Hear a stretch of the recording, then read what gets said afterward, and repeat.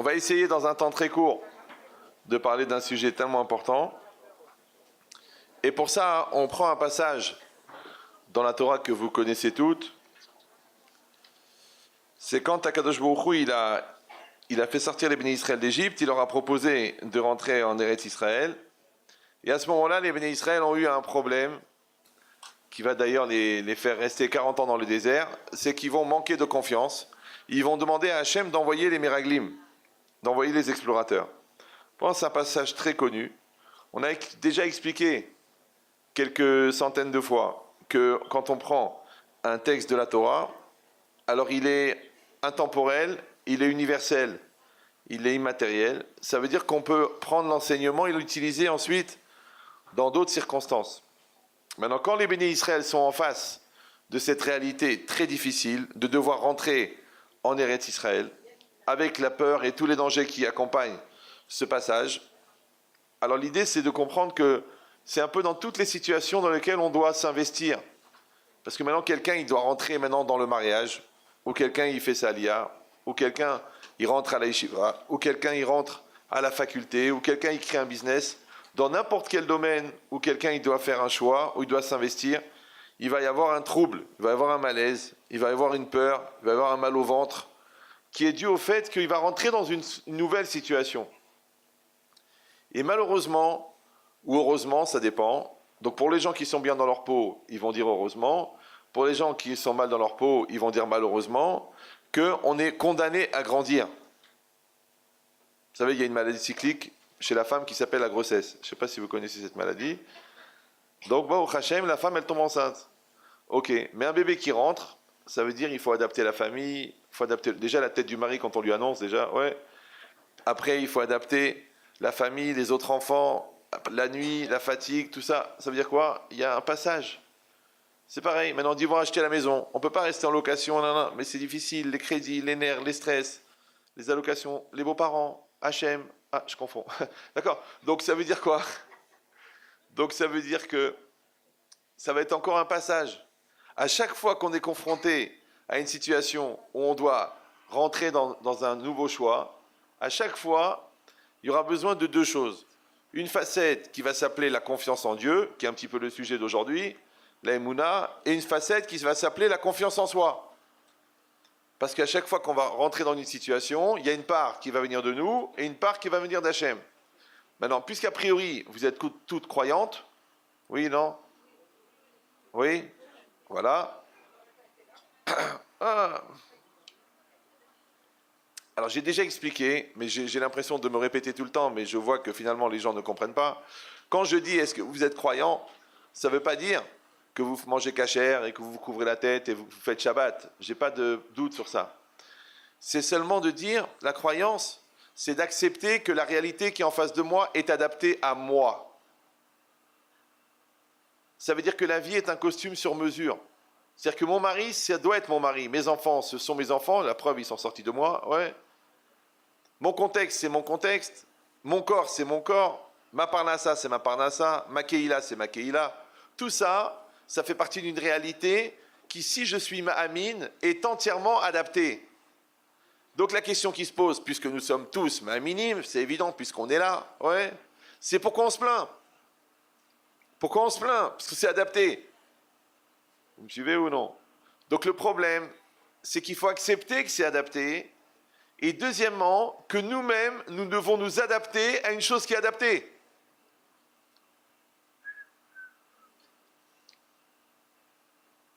C'est ça le problème. Ça veut dire que si on doit faire des mitzvot pendant 120 ans, et si on doit faire un Shabbat chaque Shabbat, et si on doit se couvrir la tête tous les jours, et arranger sa jupe, c'est pour quoi faire? C'est pour que toute cette croyance-là, elle rentre dans notre cœur. C'est ça le travail. Parce que la pratique, c'est facile. Vous prenez un goy, en 2 ans, il devient hassid. Tu lui rases la tête, tu lui mets un frac, tu lui expliques, le Shabbat tu fais ça, tu mets la plata. Le goy, il est hassid en 2 ans. Mais pour avoir la Emouna, ça prend 120 ans. Pourtant, les actes, c'est facile. Donc ça veut dire quoi? Ça veut dire que la hachava, la lève, faire rentrer les choses dans son cœur. Et c'est ça la avoda. Toute la avoda, c'est ça.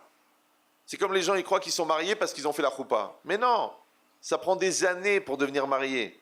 Parce qu'il faut fabriquer de la communication, de la solidarité, de la proximité, de la promiscuité. Il faut accepter les qualités de l'autre, assumer les défauts de l'autre.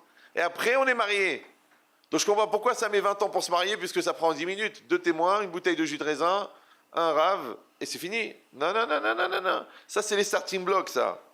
C'est le démarrage. Mais après, tout le travail pour y arriver, la preuve, c'est que des fois, au bout de 20 ans, les gens, ils te disent je crois pas vraiment qu'on est marié, je suis plus sûr de mes sentiments, je ne sais même pas si je t'ai jamais aimé. Et comment ils sont nés, les enfants? Par Wi-Fi. Donc ça veut dire qu'en fait, on se marie pour se marier.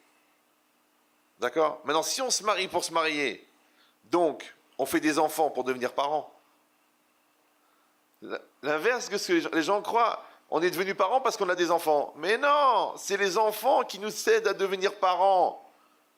Quand tu vas allaiter, que tu vas te prendre la tête, que tu vas changer 7842 couches, que tu vas supporter son pipi au lit jusqu'à 17 ans.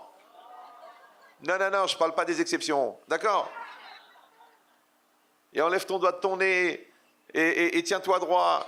Et pourquoi tu révises pas? Et pourquoi tu me mens? Pourquoi tu m'as pas dit que tu avais un portable? On va profiter. Ouais. Mais c'est ça qui fait que tu deviens une maman. Les gens inversent, les gens y croient. Eh ben heureusement que je suis une maman parce que ça me permet d'assumer. Mais non, tu deviens une maman au fur et à mesure que tu assumes. Donc vous avez compris le film? Il est à l'envers. Un peu comme la montre, l'horloge du Maharal de Prague. C'est très bizarre. Elle va en arrière. Nous, nos montres, elles vont en avant. On dit dans le sens des aiguilles d'une montre. Ça va toujours dans ce sens-là. Mais la montre du Maharal, elle est en arrière. Donc ça veut dire qu'il a une autre vision du temps. C'est-à-dire que nous, on croit qu'on vit les choses qui nous arrivent, alors qu'en fait, on ne fait que révéler ce qu'on contient.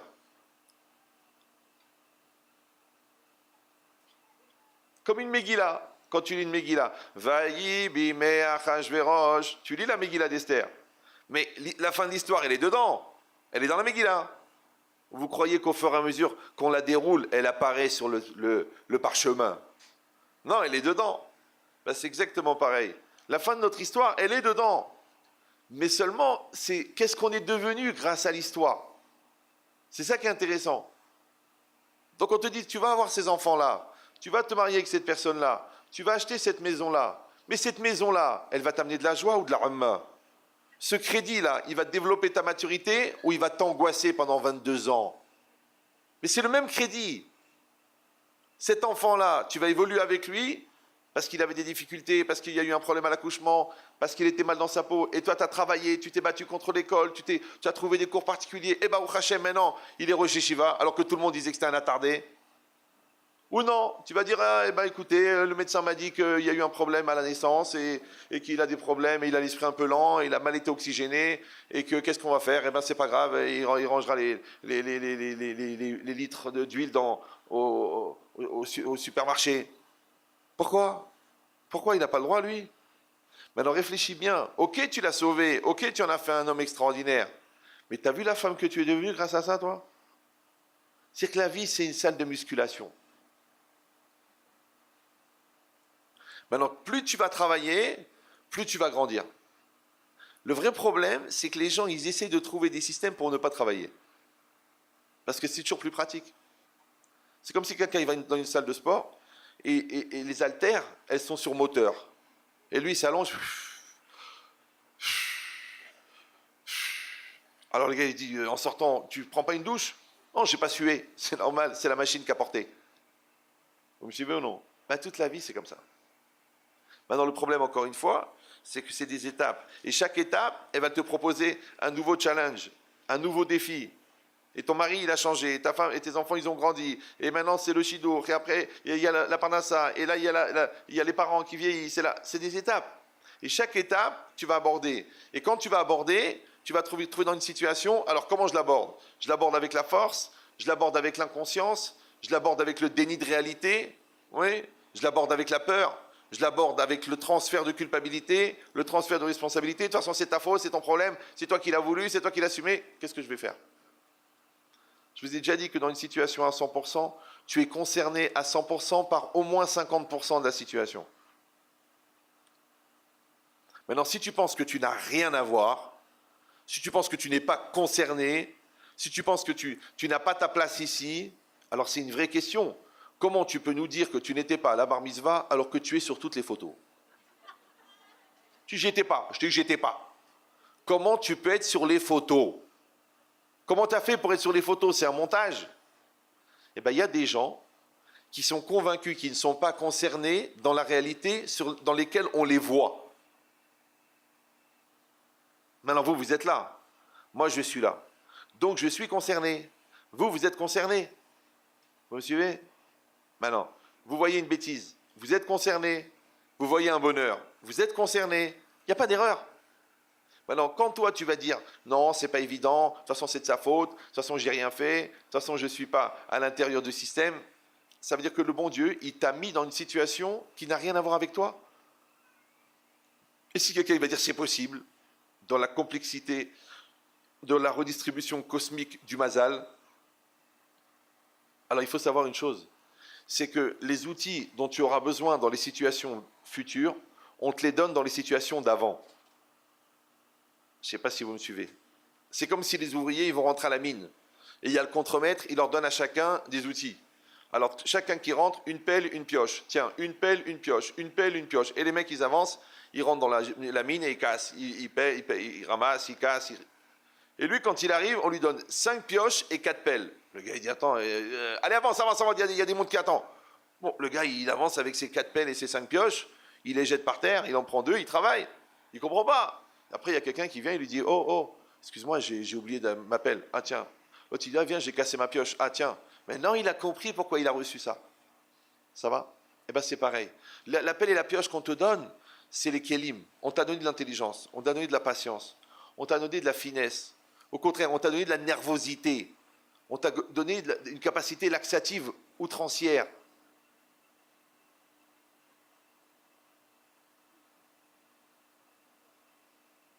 Vous avez une capacité laxative. Vous savez ce que ça veut dire? C'est que tu as une force pour améliorer le transit des gens qui s'adressent à toi. Dès qu'ils te voient, ils ont envie d'aller aux toilettes. C'est un phénomène. C'est incroyable. J'ai dit à des gens, vous devriez rentrer dans la gestion de la constipation parce que vous avez une force. Dès qu'ils arrivent, tu as envie d'aller aux toilettes. C'est un phénomène. Bon, je sais qu'il y a un autre mot pour le dire, mais bon, on ne va pas le dire ici. Mais c'est une réalité. Est-ce que quelqu'un va dire, écoutez, Rav, on ne parle pas comme ça dans un cours de Torah? C'est un cours de vie. Il y a des gens, tu leur expliques, il faut arrêter de mettre la pression, il faut arrêter de saouler, il faut arrêter de prendre la tête, il faut arrêter de dire pourquoi et pourquoi et pourquoi, mais ils ne comprennent pas. Alors à la fin, tu leur dis, vous êtes Sion. Sion, ça veut dire, c'est conscient. C'est ça. Alors là, ils disent, ah bon? Ah vraiment? Oui, là c'est clair, là. Vous me suivez ou non? Parce que les gens tellement qui croient qu'ils sont investis d'une mission d'aider les autres à grandir, qu'ils oublient que la première personne qui doit grandir, c'est toi. Moi, par exemple, personnellement, qu'il y a beaucoup de gens qui revendiquent le fait qu'ils ont grandi grâce à moi, moi, Béhémet, j'ai fait grandir personne. J'ai donné le même cours. Il y en a, ils ont rigolé pendant 1h30, et il y en a, ils ont pris sur eux, ils sont devenus Dayanim. C'est le même cours. Vous me suivez ou non? Donc ça veut dire quoi? Ça veut dire que dans la vie, on ne peut pas faire plus qu'une proposition. Maintenant que cette proposition, elle soit belle. Tes enfants, tu leur fais une proposition d'éducation. Et qu'elle soit belle. Ton mari, tu lui fais une proposition d'amour, de disponibilité, de solidarité. Maintenant, qu'il l'utilise ou il ne l'utilise pas, malheureusement, ce n'est pas entre nos mains. Il y a des gens qui sont déçus par la réaction de l'autre, comme si la réaction de l'autre leur appartenait. Ça veut dire que la qualité de ton investissement réduit la part du libre arbitre de l'autre. Et vous me dites que vous croyez en Dieu, vous. C'est ça, croire en Dieu. Croire en Dieu, c'est accepter que malgré que j'ai fait tout ce qu'il faut, l'autre, il peut quand même se planter. Et si c'est choquant de dire, alors on se fatigue pour rien. Mais non, c'est parce qu'au départ, tu as fait une erreur. Toi, tu as cru que ce qu'on attendait de toi, c'était le résultat. Mais ce qu'on attendait de toi, c'est l'effort. C'est ta part à toi. Donc toi, tu donnes l'éducation, tu donnes la gentillesse, la douceur, la communication, la finesse, la Torah, la Trecha. Tu donnes aux enfants. Ils ont tout reçu. Ouais. Et si le dosage de Torah et de Trecha il est bon, à 25 ans, aujourd'hui c'est à peu près cet âge-là, ils vont te dire merci pour cette éducation. Avant ça, non. Tu m'as saoulé, tu m'as étouffé, tu m'as empêché de sortir. Mais avant, après, quand ils commencent à avoir des enfants, tu dis combien j'ai prié pour que tu comprennes. Quand ils ont des enfants qui leur sortent les yeux de la tête, ils te disent mais papa, mais maman, vous avez été super. La texra. Ouais, c'est comme ça. C'est-à-dire c'est un cycle. Maintenant jusque-là, nous, on fait ce qu'on a à faire. Et dans tout, c'est pareil. Ouais, le mari, c'est pareil. Les élèves, c'est pareil. Le business, c'est pareil. Pourquoi, encore une fois? Parce que nous, on est dans une situation, on est là, dans le désert, et on doit rentrer en Eretz Israël. Eretz Israël, ça veut dire c'est une autre situation. C'est une situation où Ene Hashem ala Haaretz. Ene Hashem ala Haaretz, ça veut dire que les yeux d'Hachem, ils sont sur l'homme. Ils sont sur la terre. Mais ça correspond à l'âge adulte. À l'âge adulte, à l'âge de la maturité, tu sais que c'est plus à cause de tes parents, c'est pas grâce à tes copains, c'est pas parce que ton Rav te l'a dit, c'est que maintenant tu es face à ta responsabilité. Donc l'étape Eretz Israël, ça correspond au niveau de responsabilité, au niveau de maturité. Parce que c'est toi et ta conscience, c'est toi et ta crainte d'Hachem, c'est tout. Tu t'es marié maintenant, c'est pas la peine de dire ma belle-mère, ma soeur, ma truc, les Tunisiens, les Marocains, ça a été marié maintenant. Vas-y, assume, va t'arranger avec elle. C'est pareil, les enfants ils sont nés, ils sont nés. Elle dit oui, on aurait dû, on aurait pu, on aurait cru, ils sont là. T'as emprunté l'argent, rembourse. Ah, mais c'est pas évident, j'ai pas les moyens, et puis l'autre il est bourré. De quoi tu te mêles? T'as emprunté, tu rembourses. Maintenant, quand il va falloir rentrer dans cette réalité-là, ouais, qu'est-ce que tu vas faire? Tu as deux solutions. Soit tu rentres dans la réalité, soit tu commences à intellectualiser ton problème. Tu commences à légitimer ta peur. Et ça, c'est quoi? C'est les méraglim. Parce qu'ils ont voulu envoyer des méraglim. Mais Hachem, il leur a dit, mais je ne comprends pas. Qu'est-ce que vous voulez? Vous étiez esclaves en Égypte. Je vous ai fait sortir d'Égypte. J'ai fait des miracles. J'ai fait les 10 plaies. J'ai noyé les Égyptiens. J'ai ouvert la mer. J'ai détruit les idoles. C'est bon, je suis digne de confiance quand même, ouais. C'est comme ça m'a donné 300 000 euros au Kablan. Il a monté l'immeuble. Il a mis l'ascenseur. Il a fini l'appartement. Ouais. Et tout est fini. La clim, elle marche. Tout est bien. Et toi, tu viens, tu dis, oui, mais les interrupteurs, ils sont droits ou ils sont un peu de travers? Alors le Kablan, il dit, écoutez, je pense que ce n'est pas l'interrupteur qui est de travers. Ben, c'est exactement pareil. Pourquoi? Parce que Hachem, il a tout donné au béni Israël. Et ils ont eu peur d'envoyer les explorateurs. Alors pour illustrer ça, toujours je raconte cette histoire. Il y avait un couple à Anvers, d'accord? Des gens de sadikim, gentils, dans le diamant. Et ils ont eu un garçon, Baruch Hashem, un garçon. Et c'était extraordinaire et tout. Mais malheureusement, l'accouchement s'est mal passé, hémorragie interne. Les médecins, ils ont dit pour la sauver, on est obligé d'enlever les trompes. Khaled, c'est fini, elle ne peut plus avoir d'enfant. Ok. Et ils ont dit, écoute, Dieu nous a donné un diamant, et il s'aime, et Baruch Hashem, le petit garçon, ils l'ont élevé, ils l'ont éduqué dans l'amour, dans la gentillesse, dans le chesed. Et il a grandi. Et 20 ans, 21 ans, 22 ans, il est devenu Baruch Hashem, un bon Bachur Yeshiva. Et lui aussi, comme son père, il a appris la taille du diamant. Ok, le commerce du diamant. Maintenant, le père, depuis que cet enfant il a été conçu, lui, il voit des milliers de diamants chaque mois, il travaille à la bourse de diamants d'Anvers. Et à chaque fois qu'il voit un très très beau diamant, il le gardait, il disait ça sera pour la fiancée de mon fils, Bezrat Hashem. Et quand l'année après, il retombe sur un très très beau diamant, il vend le diamant qu'il avait et il garde le nouveau. Et ainsi, ainsi, ainsi. Et maintenant, Baruch Hashem, son fils, il a trouvé la Kala, et on va faire les fiançailles. Et le père, il amène son fils dans une chambre, il dit, écoute mon fils. Il lui raconte cette histoire, il dit, voilà, tu sais, ça fait 21 ans que je sélectionne des diamants, et le plus beau diamant que j'ai ramassé jusqu'à maintenant, il est là, et il sera pour ta fiancée. C'est un très beau diamant, il est d'une pureté à 100%, d'une luminosité à 100%, il est d'une taille, 19 carats. Non, ça me coûte rien, moi, c'est juste une histoire. Je ne l'ai pas promis à ma femme, d'accord? Donc, 19 carats, c'est un modèle, ça s'appelle Taboz, d'accord? Alors, il dit, le voilà. Et le papa, il ouvre la boîte et on voit un diamant énorme et qui illumine toute la pièce de lumière. Et l'enfant, il a les larmes aux yeux, il dit, papa, j'ai pas de mots, je sais pas quoi dire, mais juste une chose. Ça te dérange si je le fais expertiser? De la même manière, Hachem, il a dit, Amarti la em sheitova. Je leur ai dit que la terre d'Israël, elle est bonne. D'accord? Et je les ai sortis d'Égypte. C'est pas pour les planter en Israël. C'est pas pour les faire massacrer par les peuples qui sont en Eretz Israël. J'ai ouvert la mer. C'est pas pour les massacrer en Israël.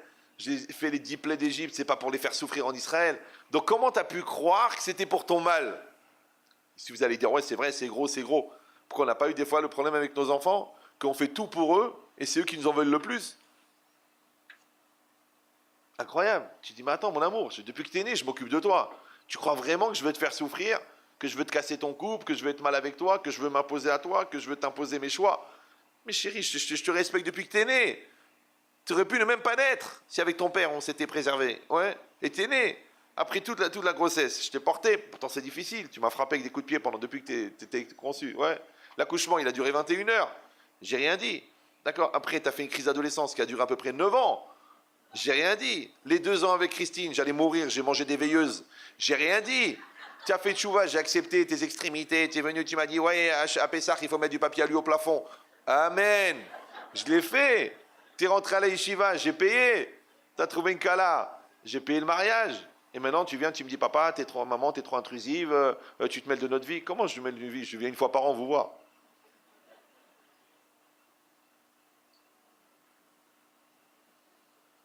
Le bonheur ne vient pas toujours de là où on croit. Le malheur non plus. Donc c'est quoi l'idée? C'est que, à un moment, la peur, elle fait que tu envoies les explorateurs. C'est quoi les explorateurs? Velo taturu achare devavchem vachare nechem. À la fin de cette paracha de Shlach, il y a paracha de Tzitzit. Et là-bas, dans la paracha de Tzitzit, c'est marqué Velo taturu achare devavchem vachare nechem. Ne vous détournez pas après vos yeux, après vos cœurs. Rashi dit, les yeux sont les explorateurs du cerveau. Le cerveau, il voit rien. Ouais, il est enfermé à l'intérieur de la boîte crânienne. Qui c'est qui va lui rapporter les informations? Les yeux. Maintenant, le problème, c'est que les yeux, ils ont une qualité extraordinaire, c'est qu'ils voient. Mais ils ont un défaut majeur, c'est qu'ils sont influencés par la volonté. Donc un homme, il voit aussi ce qu'il veut voir. Donc le cerveau, il va ramener ce qu'on appelle une information sélective. Parce qu'il voit ce qui l'intéresse, il voit ce qui l'arrange, il voit ce qui va dans le sens de sa personnalité, il voit ce que veut voir son Yetzer Hara, il voit le négatif, il voit le positif. Ouais. Et ça, il va le rapporter au cerveau. Et le cerveau, c'est un ordinateur. Le cerveau, il ne va gérer que les informations qu'on lui donne. C'est comme les gens quand ils te racontent la moitié de l'histoire. Après, tu dis, alors qu'est-ce que vous en pensez, Rav? Je dis, si ça ne vous dérange pas, étant donné que vous êtes 2, je voudrais entendre l'autre version. Elle me dit, alors vous n'avez pas confiance en moi? Je lui dis non, mais comme c'est très rarement le bourreau qui téléphone, donc si ça ne vous dérange pas, je vais parler au bourreau, puisqu'il semble que vous soyez la victime. Et quand tu parles à l'autre, bizarrement, c'est l'autre le bourreau. Ça fait beaucoup de bourreaux. Donc qu'est-ce que tu fais? Tu écoutes une version de l'un, tu écoutes une version de l'autre, tu superposes les versions. D'accord? Tu enlèves les 2 Yetzer Hara, il reste le Hémet du compromis. Mais tu es obligé d'entendre les 2. Ça va? Ça va. Si vous allez dire, bon, ça va quand on est 2. Mais comment on fait pour écouter les 2 versions quand on est 1? Ça va? Oui, non, oui, non. Mais il y a toujours 2 versions. Parce qu'il y a l'enfant qui est en toi et il y a l'adulte qui est en toi. Vous me suivez? Il y a Yetzer Tov, Yetzer Hara.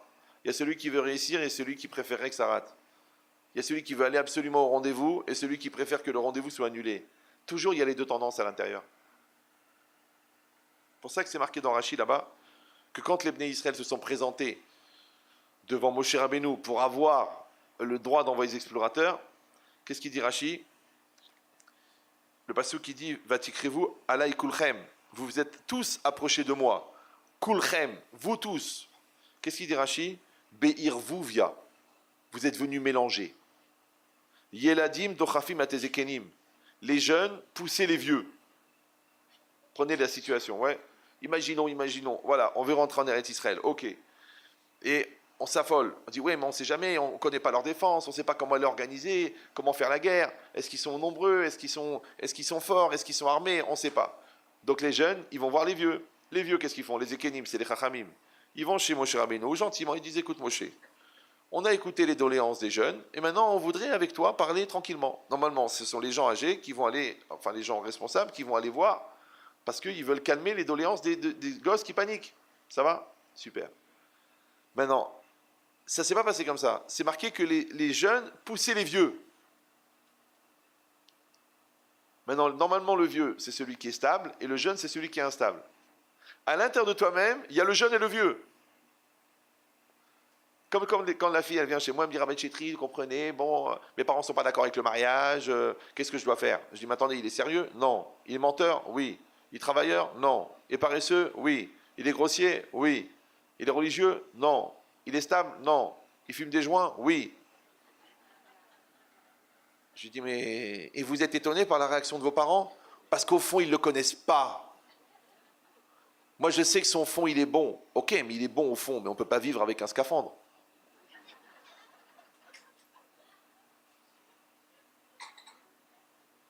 C'est vrai, ils l'ont rencontré, bon, il a insulté mon père. Mais mon père, il a poussé à bout. Il lui a demandé, comment vous comptez assumer?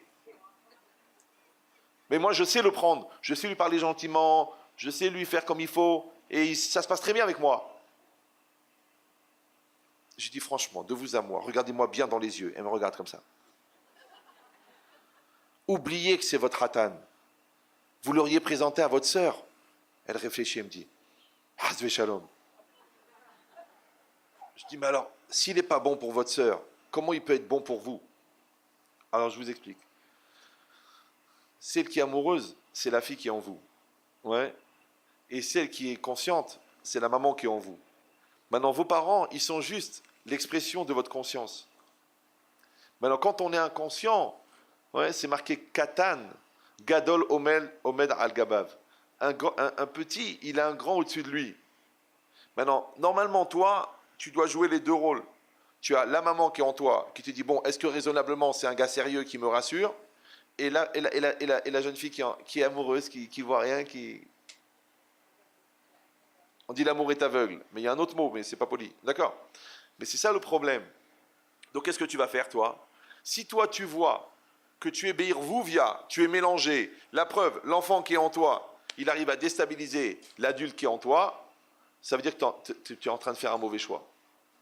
C'est pareil, maintenant toi tu sais que tu es fatigué, tu sais que ça a été difficile, tu sais que tu t'es pris la tête avec ta belle-sœur, et tu sais que l'enfant il a rentré avec un livret pourri de l'école, et ton mari il vient te dire on a lu au resto.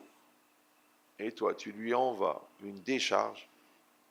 Tu dis mais mon amour, je t'ai pas dit qu'on reporte à demain. Ouais, de toute façon avec soi c'est toujours pareil, t'es jamais là pour moi, tu t'occupes toujours des autres.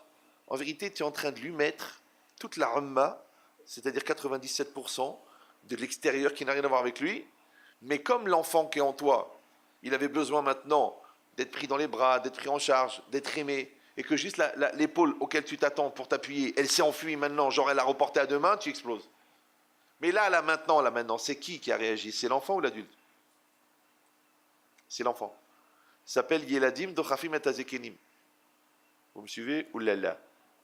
Et la preuve que c'est vrai, c'est que même quand tu t'es énervé, et même quand tu as crié, et même quand tu as mal pris, et même quand tu as insulté, et même quand tu as un truc, après quand tu regrettes, tu réfléchis, tu dis bon, c'était la gava, c'était les nerfs, c'était la fatigue, j'étais pas bien. Alors je pose la question idiote. Pourquoi après tu reviens? On dit en français, j'ai retrouvé mes esprits. Ça veut dire ils étaient dans une valise, au grenier. Et là, au moment de l'histoire, j'avais perdu l'esprit. Ah, j'ai perdu l'esprit. Tu m'as mis hors de moi. Je n'étais pas moi-même. C'était trop difficile, j'arriverai jamais. Ça, c'est un truc que j'ai jamais compris. Pourtant, je donne des cours depuis un certain temps et j'ai soigné pas mal de difficultés. C'est quand tu donnes un cours et les gens, à la fin du cours, ils te disent « Ok, Rav, ok, mais Bécha'at Ma'asé, c'est pas évident. » Au moment de l'action, genre tout ça, c'est bien beau, mais au moment de l'action, c'est pas évident. Mais, excusez-moi, j'insulte personne, je vous respecte, vous êtes des mamans, des grands-mamans, des arrière-grands-mamans, des arrière-arrière. J'exagère. mais si peu. Alors, donc, mais, alors, c'est pas grave, ça met de l'ambiance. Non, tout à l'heure, je vous entendais pas tellement rigoler. J'ai eu peur. J'ai dit peut-être que c'était une lévaïa. Non, alors, donc l'idée, non, il faut rigoler. C'est très important, ça fait circuler le sang. Les gens, ils te disent, mais Rav, sincèrement, ouais, ou alors, franchement, mais Béchat Maassé, mais excusez-moi, vraiment, Béhémetch, je vous demande Mechila. Mais si t'es bon avant et bon après, et que t'es nul au moment où on a besoin de toi, à quoi ça nous sert que tu ailles à des cours, ou que tu fais tes chouvas, ou que tu as étudié la moitié de la Torah? Ça sert à rien, puisque Béchat Maassé, tu te débrouilles pour avoir exactement le même comportement que celui qui n'a pas fait tes chouvas, qui n'a jamais étudié la Torah, et qui n'a pas de Himouna. Alors à quoi ça sert? Tu vas me dire, oui, mais j'ai une bonne raison, vous ne la connaissez pas, les circonstances sont différentes, là j'étais à bout, là j'étais fatigué, ok, lui il dit que c'est son Yetzirara, toi que tu dis que c'est à cause de l'autre, alors qu'est-ce que ça change? Donc c'est au moment du marassé qu'on a besoin. C'est là qu'on va voir combien tu as absorbé tes midotes. C'est là, au moment où il te fait l'archouma, et tu tournes la tête, tu fais comme si tu as entendu. Au moment où tu lui parles et qu'il fait genre que c'est de ta faute. Au moment où tu lui demandes l'argent et qu'il nie la dette. Au moment où l'enfant, tu aurais pu le fracasser, et tu lui fais juste un petit mot, et lui, il t'envoie balader. C'est là que tu vas voir combien tu es une épouse, combien tu es une maman, combien tu es, j'ose le dire, une belle maman. C'est là que tu vas voir. Parce que les gens, on leur demande des efforts, ils me disent, oui, mais Rabbi Chétrit, là, vous voulez me faire avaler une couleuvre. Je dis, non, madame, un poteau. Parce que vous pouvez faire la gaminerie, et c'est fini, vous perdez votre mari. Vous pouvez faire la makpida, et vous perdez votre fils. C'est comme vous voulez. Ou alors, vous allez vous l'avaler, vous n'allez rien dire, parce que si lui, il est brel parce qu'il est inconscient, et vous êtes khmara parce que vous êtes énervé, on va créer un gan. Ce qu'on a besoin, c'est que vous gardez votre sang-froid, et vous lui dites, mon fils, tu fais comme tu veux, tu sais, nous, on t'aimera de toute façon, fais ce que tu as à faire. Alors il va dire, tu cries pas, tu m'envoies pas me balader, tu m'insultes pas, tu me maudis pas. Non. Alors il dit, alors comment je vais expliquer à mon Yetzirara que je suis obligé de le suivre puisque toi t'es cool avec moi? Mziana. Vous allez dire, oui, c'est dur. Là, ce que vous me demandez, c'est dur. Mais de vous à moi. C'est pas moi qui vous le demande, c'est lui. Parce que moi, je n'ai pas créé la situation. Et vous venez chez moi en me disant, je pourrais faire l'enfant? Je dis non, il faut faire l'adulte. Oh. Oui, mais ça me ferait plaisir. Ah bah oui, mais on n'est pas là pour ça. Et après, quand tu fais l'enfant, tu regrettes, tu dis, oh Rav, j'aurais dû vous écouter. Et après, quand tu fais l'adulte, tu dis, ah, j'ai bien fait de faire ce que j'avais à faire. Tu vois, tu te sens forte, tu te sens construite, tu te sens bien. Tu vois, tu m'as dit, il m'a mal parlé, je te appelle-le, demande du Mechila. Oh, je peux pas, appelle-le. Allô, je m'excuse, Mechila. Eh ben, après, tu dis, vous savez, j'ai demandé Mechila. Au début, il m'a mal parlé, et après, il n'a rien dit. Il dit, en fin de compte, qu'il dise ou qu'il dise pas, ça ne me dérange pas, parce que moi, j'ai fait ce que j'avais à faire. J'ai travaillé mes midotes. C'est ça, Kavod. Kavod, c'est Kaved. Kaved, c'est lourd. Lourd, c'est que quand tu fais quelque chose de mechoubad, tu sens que tu as pris un poids. Et ce poids-là, en français, il s'appelle la maturité. Par contre, quand tu légitimises tes erreurs, tes errements, tes crises, tes nerfs, tes trucs, et bien après tu te sens mal. Pourquoi tu te sens mal? De toute façon, tu as accepté, non? Non, tu dis, je ne suis pas bien, je n'aurais pas dû faire ça, je me suis conduit comme une gamine, c'était de la gava, c'était de la lourdeur, c'était de la bêtise. Pourquoi? Parce que numéro 1, tu acceptes que la réalité elle est adaptée à toi. Numéro 2, tu as confiance que tu vas devenir en assumant la personne adaptée à cette réalité. Mais il faut y aller. Vous me suivez ou non? Il faut y aller. Il faut rentrer dans la piscine. Il faut aller entamer le dialogue. Il faut ouvrir le magasin. Il faut signer le crédit de la maison. Tu dis, si on s'en sort pas, si on s'en sort pas, alors étouffe-toi, qu'est-ce que je te dis? Acceptez bien, vous êtes 6 dans un studio, Baruch Hashem, le Maran Hashem, c'est bien. Après tu dis, je vais mourir. Je veux de l'air, je veux de l'espace, je veux de la lumière. Signe le crédit. Non! Trop de stress. Alors vas-y. Je vous ai déjà dit 1 million de fois que le stress, c'est le malaise entraîné par la distance que tu entretiens entre toi et la décision. C'est du français. Vous me suivez ou non? Ça s'appelle le dohak. C'est quoi dohak? Vous parlez hébreu? Le dohak, c'est le stress. D'accord? Mais dohak, en hébreu, en arabe, c'est thak. Donc, shatathak, c'est l'heure de la rigolade. Vous me suivez ou non? C'est pour ça que les gens, ils rigolent quand ils sont stressés. Une fille, tu la stresses, elle se met à rigoler. Ha ha ha! Pourquoi tu rigoles? Je sais pas, ça me fait rigoler. Quel rigoler? Tu es en retard, tu t'es planté dans ton année. C'est shatathak. C'est l'heure de la rigolade. Ouais. Alors moi, j'ai fait extrapoler. J'ai dit, tu sais quoi? Au lieu de rigoler, ouais, au lieu de stresser à cause du dohak, tu peux rigoler à cause du dohak. Vous me suivez ou non? Par exemple, tu vois que l'autre, il te parle mal. Tu regardes le ciel, tu dis quoi? C'est ça que tu me proposes comme épreuve? Mais cool, bien sûr. Bien sûr, bonjour, Shabbat Shalom. Ça va aller, on est content de vous recevoir. L'autre, il rentre avec une tête de mort, genre il vient pour un enterrement. Toi, tu l'as invité Shabbat, mais elle ne voulait pas venir parce que tu ne lui as pas dit Hak Sameach il y a 2 ans à Shavuot. Et toi, par effet miroir, tu pourrais faire la même tronche. Mais tu ne peux pas faire ça. D'abord, ce n'est pas ta nature. Deuxièmement, tu vois qu'elle commence à être atteinte d'une maladie très grave qui s'appelle le rictus de la Ramma. Elle a la bouche qui va vers le bas et elle a les rides ici. Ça existe. Il y a des gens, ça fait tellement longtemps qu'ils font la gueule, ils ont la comme ça. Au lieu d'avoir les fossettes du sourire, ils ont la ride de la Ramma. Et toi, quand tu vois ça, tu dis, je ne veux pas devenir comme ça. Alors qu'est-ce que tu fais? L'autre, il t'envoie la Ramma et toi, tu renvoies le sourire.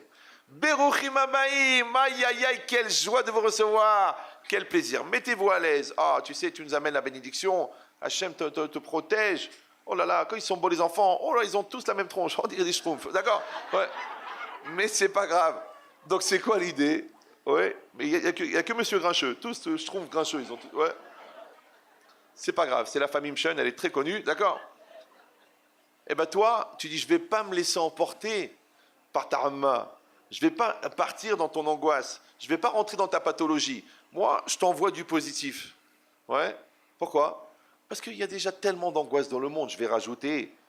Le mur des lamentations, c'est un endroit à Jérusalem. Tu veux que ça devienne les 4 murs de ta maison? La tête de ton mari? C'est vrai, il y a des gens, ils font tellement la tête, tu les appelles le mur des lamentations.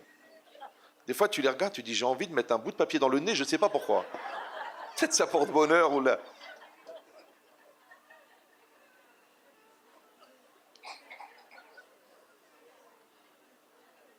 Ça fait plaisir de vous voir rigoler, Bémet. Ouh là là. On a le temps pour le petit 7 Tammuz, c'est pas encore. Ouf, respirez, laissez rentrer la simha. Très important. Si vous voulez vous faire rajouter un prénom, vous prenez Farha. Farha. Freha, Simcha. Rajoutez ce prénom. Mais il paraît que quand on change le nom, ça change le mazal. Rajoute le prénom. T'en as bien besoin, Lella. Ben, c'est exactement pareil. Ouais.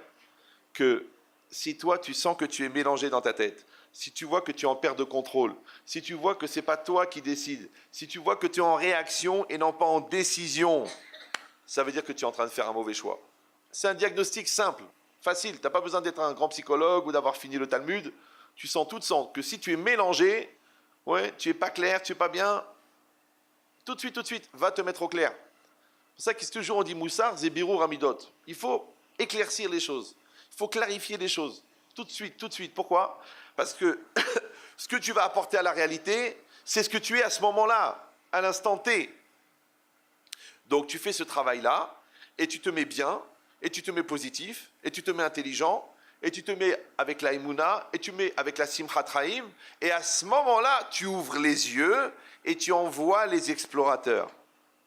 Et les explorateurs, ils vont voir le positif. Ils vont voir les solutions, ils vont voir les opportunités, ils vont voir les chances de réussir. Parce que tu es parti d'un esprit positif. Ça a l'air de rien comme ça, ouais. Mais ça change tout. Parce que non seulement que la situation à l'instant T, elle va être différente, mais en plus de ça, la siyata d'Ishmaïa que tu vas avoir que Hachem va t'envoyer par rapport à la situation, elle dépend dans quel état d'esprit tu es rentré.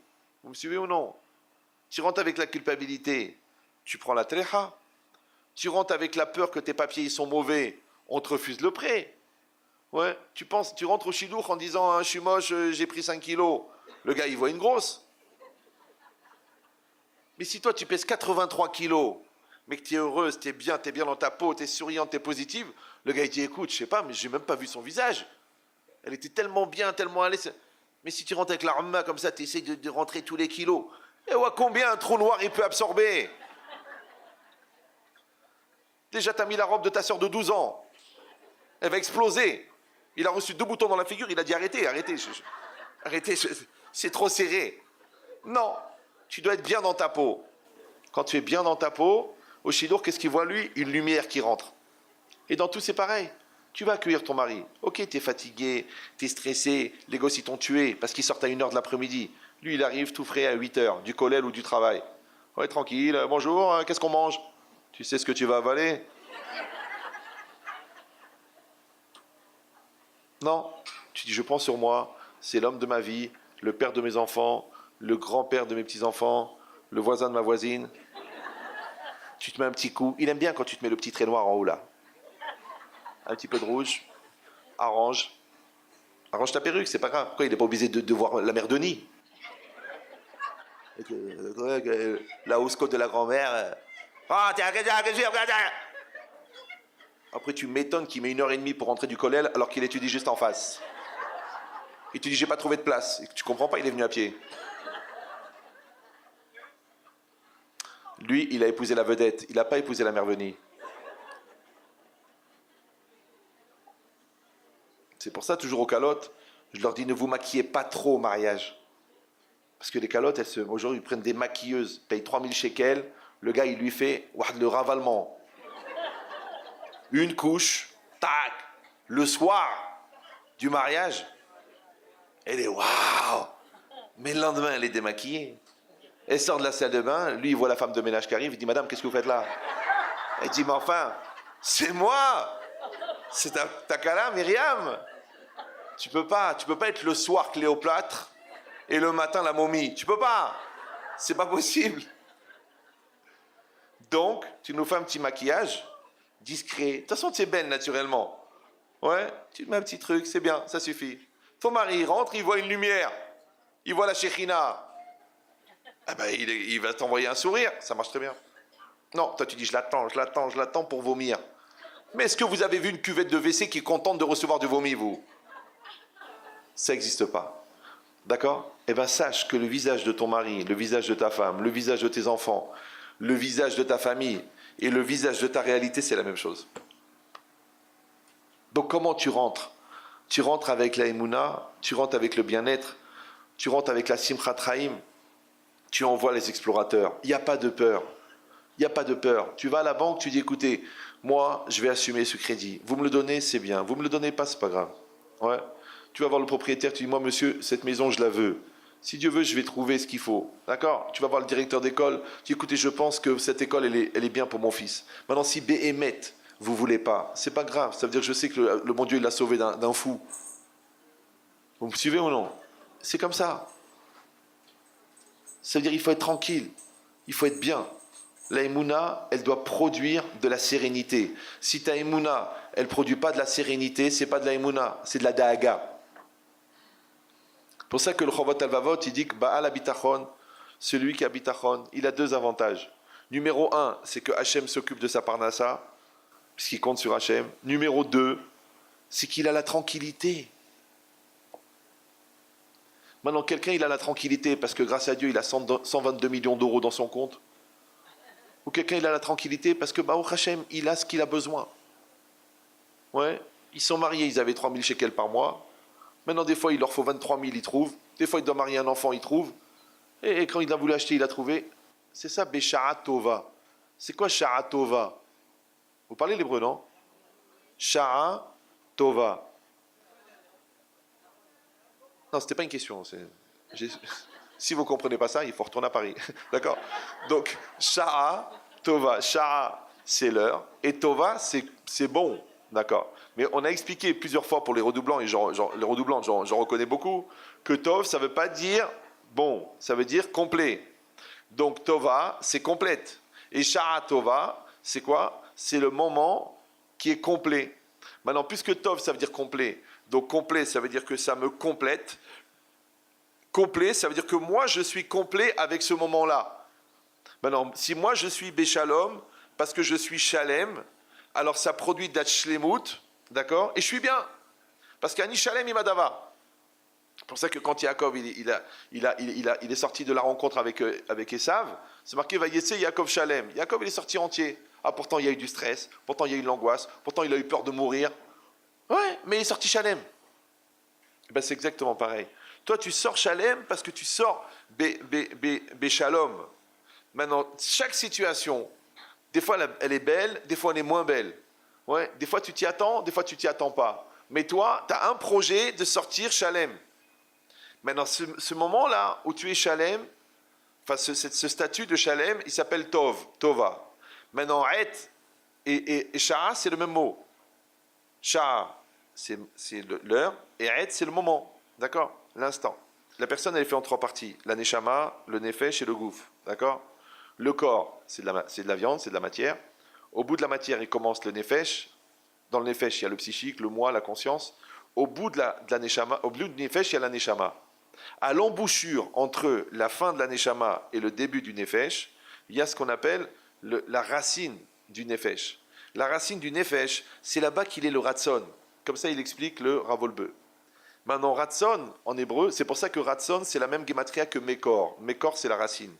À chaque fois que tu fais quelque chose, tu le fais parce que tu l'as dit parce que tu l'as pensé parce que tu l'as voulu, tu l'as voulu parce que tu as une impulsion de le faire. Et c'est cet endroit d'où elle vient l'impulsion, ce que moi j'appelle vulgairement la source de l'impulsion première, ça s'appelle le Ratson. Maintenant on dit En davar omed bifna Ratson. C'est vrai? Oui, non, oui. Il n'y a rien qui tient devant la Ratson. C'est vrai? Oui, non, c'est faux. Ben non, tout le monde dit ça et tout le monde se plante. Alors, non, parce que le problème, c'est que ce Ratson là, quand il sort de la Neshama, il est pur à 100%. Mais quand il part par le psychique, il va être pollué par la peur, l'angoisse, les nerfs, le yetzirara, le regard de l'autre. Après, il passe par le corps, et là, à ce moment-là, il reçoit la matérialité, la bouffe, la perversité, les nerfs. Après, il sort à l'extérieur, le regard de l'autre, les échéances, le temps, l'argent, la fatigue. C'est ça le problème. C'est que cette énergie, quand elle arrive dehors, elle a été polluée. Maintenant, si toi, tu réussis à prendre cette énergie, et avec la avodat amidot, parce que tu as travaillé tes midot, tu as travaillé ta gava, tes nerfs, ta irat shamaim, ton intelligence, ta finesse, à ne pas polluer l'énergie au moment où elle traverse le nefesh. Après, quand elle arrive dans le corps, tu es au-delà de la matière, au-delà de la bouffe, au-delà de la fatigue. Donc tu arrives à ne pas polluer cette énergie dans le gouffre. C'est ça kadosh. Et elle arrive à l'extérieur. Quand elle arrive à l'extérieur, et que tu es tranquille, tu es cool, parce que tu es balemouna, balbitachon, donc tu n'es pas dans le regard de l'autre, tu n'es pas dans le stress, tu prends le temps qu'il faut, tu fais les choses comme il faut, tu es bien avec l'argent, bien avec les échéances, bien avec les horaires.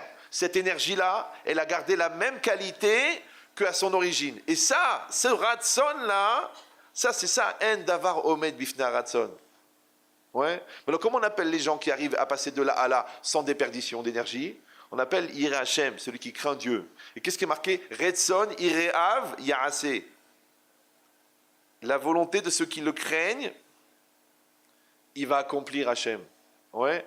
Donc tout l'idée c'est quoi? Tout le travail qu'on fait des midot, et tout ce qu'on travaille notre couple, et tout ce qu'on éduque nos enfants, et tout ce qu'on fait les mitzvot avec la kavana et avec amour, c'est justement pour trouver la démarche pour réussir à conserver ce ratson-là.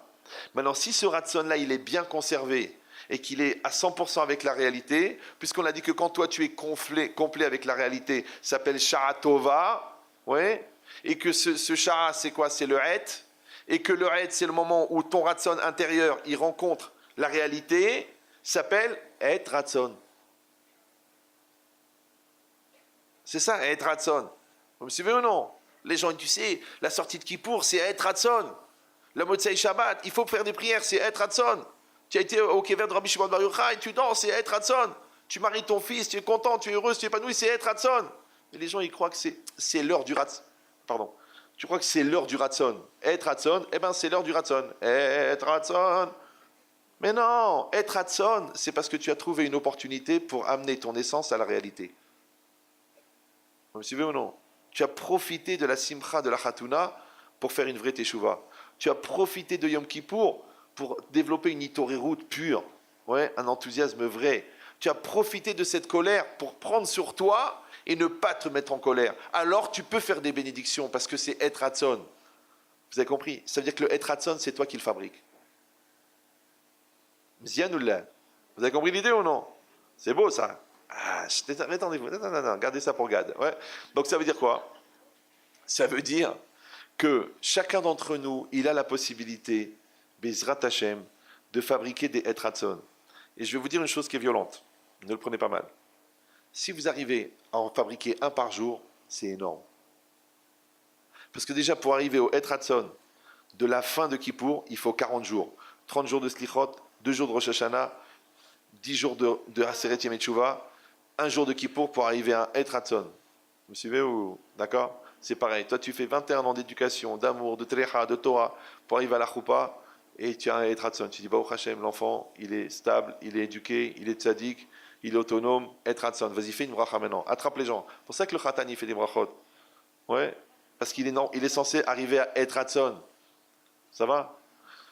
Donc on souhaite, Bezrat Hashem, parce qu'il est tard, qu'on arrive tous à Et Ratzon et que, puisqu'on est à Et Ratzon, les explorateurs, ils vont partir avec les bonnes kavanotes, avec les bonnes volontés, et qu'on verra que du bien. Et comme la vie, elle nous renvoie ce qu'on lui donne, donc comme on lui envoie du positif, Hachem, il nous renvoie du positif. Et c'est ça, Sharatova, qu'on souhaite Sharatova, mais pas qu'on arrive à la bonne heure. Que nous, on soit présent quand l'heure, elle va arriver. C'est pas que quand l'heure, elle va arriver, on va être obligé d'être présent. Parce que nous, on s'est préparé à ce moment-là. On a dit, allez, ça va bien se passer, ça va aller. Bezrat Hashem. Chazak ou Baruch.